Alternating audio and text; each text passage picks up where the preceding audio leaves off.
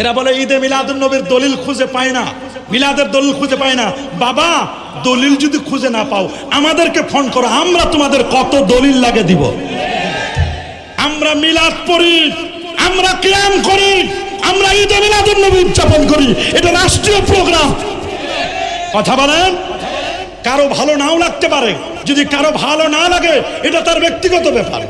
একজনের ডায়াবেটিস, উনি চিনি খায় না, উনাকে তো বাধ্য করা যাবে না, উনি চিনি খেলে উনার ডায়াবেটিস বেড়ে যাবে। একজন লোকের প্রেশার, হাই প্রেশার, উনি গরু গোশত খায় না, এই জন্য কি আমরা ওনাকে বাধ্য করব? আপনার ভালো নাও লাগতে পারে, কিন্তু ভালো তো আপনাদের মুরব্বীদের লেগেছিল।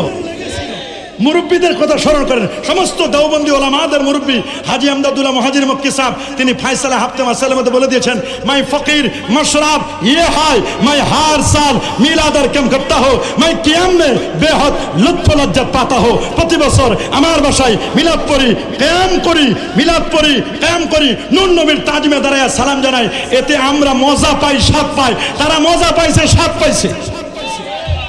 এরা বলে ঈদে মিলাদুন নবীর দলিল খুঁজে পায় না, মিলাদের দলিল খুঁজে পায় না। বাবা, দলিল যদি খুঁজে না পাও আমাদেরকে ফোন করো, আমরা তোমাদের কত দলিল লাগে দিব।